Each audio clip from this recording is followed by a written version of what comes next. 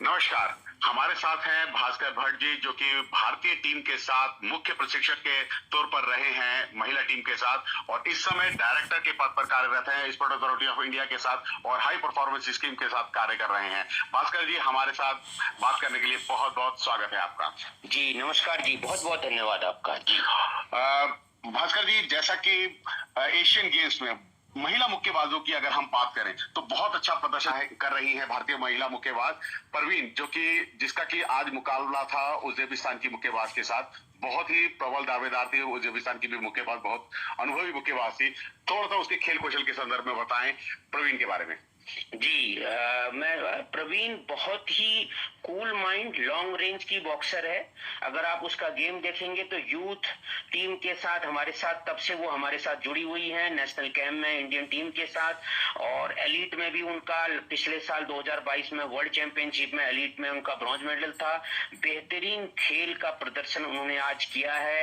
हालांकि हम ये कह सकते हैं कि जिस तरह से प्रवीण ने अपने वेट को कम करते हुए पिछले साल 2022 में वो 63 केजी में खेली थी, और इस बार उन्होंने अपना वेट कम करके अपने आप को 57 केजी में लाकर अपने आप को बहुत ही बारीकी से नीचे वेट को घटाते हुए अपनी स्ट्रेंथ को मेंटेन करते हुए अपने गेम को जिस कला का उनके पास गेम है उस कला को उन्होंने प्रदर्शन किया।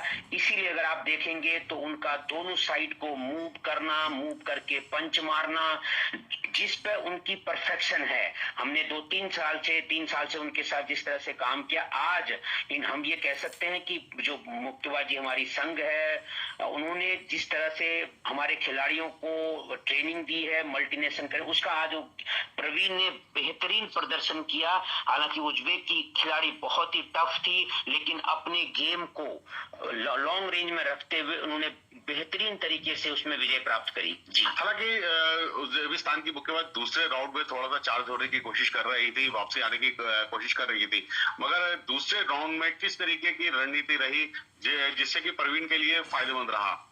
आपने देखा कि अब उज्बेकिस्तान की मुक्केबाज जब दूसरे राउंड में उसके ऊपर अग्रेसिव हो रही थी तो उसने बहुत ही बेहतरीन तरीके से साइड निकलना और अपनी जो ओरिजिनल गेम है उसने जो उसमें परफेक्शन में काम किया है, अपने आप को उलझने नहीं दिया और दूर रहकर अपना स्कोर करती रही, और उस मुक्केबाज को उसने इतना कंफ्यूज कर दिया कि वो समझ ही नहीं पाई कि मैं अब कैसे करूं। ये उसकी जो कला थी, उसने आज उस बेहतरीन कला का प्रदर्शन किया।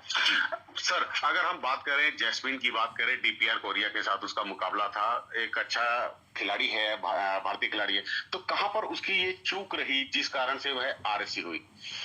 एक्चुअली में जैस्मिन की गेम बहुत ही अच्छी है। ये हमारे लिए बहुत ही दुर्भाग्य का पल था जब वो सेकंड राउंड में आरसी हुई। हम उम्मीद नहीं कर सकते हैं जैस्मिन से, क्योंकि अगर जैस्मिन लॉन्ग रेंज पर अपने आप को रखती तो मुझे लगता है कि वह भी इस बाउट को जीत सकती थी। लेकिन एक पंच होता है, नॉकआउट पंच, वो एक लकी पंच होता है जिसकी वजह से उसको पंच लग पाया और उसकी इस तरह से उसको आरसी करके बाउट देनी पड़ी। ले हमारे लिए दुर्भाग्यपूर्ण जरूर है, लेकिन मैं ये कह सकता हूं कि जास्मिन अगर इस पंच अपने आप को बचा सकती तो वो जीत सकती थी आज, क्योंकि मुझे पूरा विश्वास था कि जास्मिन बाउट को निकालेगी। हालांकि कोरिया की टीम बॉक्सर बहुत टफ थी, लेकिन हमें विश्वास था।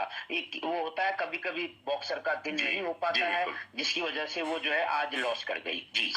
अब अगर हम बात करें आने वाले समय में, अभी संध्याकालीन समय में हमारी एक प्रबल दावेदार जी निखत जरीन, जिससे बहुत आशाएं हैं, ओलंपिक के लिए उन्होंने अपने आप को सुनिश्चित भी कर लिया है, अपने लिए स्थान सुनिश्चित कर लिया है। उनका एक कड़ा मुकाबला देखने को मिलेगा थाईलैंड के साथ। थाईलैंड की मुक्केबाज एशियन गेम्स में भी प्रतिनिधित्व कर चुके हैं, वर्ल्ड चैंपियनशिप में प्रतिनिधित्व कर चुके हैं और एशियन चैंपियनशिप में। तो इस मुक्केबाज के साथ उसकी क्या रणनीति रहनी चाहिए आपके मूल्यांकन के आधार पर? निखत की अगर आप गेम देखेंगे तो उसने बहुत ही बेहतरीन बाउट है, अपनी 3 बाउट खेल के वो यहाँ तक आज सेमीफाइनल में पहुंची है। और जिस तरह से निखत ने पिछले 2-3 सालों से अपनी गेम के अंदर जो चेंजेज करे हैं, जिस तरह से उसने 22 में अगर आप वर्ल्ड चैंपियनशिप देखेंगे तुर्की वाली, फिर इंडिया में, तो उसने अपने आप को अपने अपोनेंट से उलझने से दूर रखा है।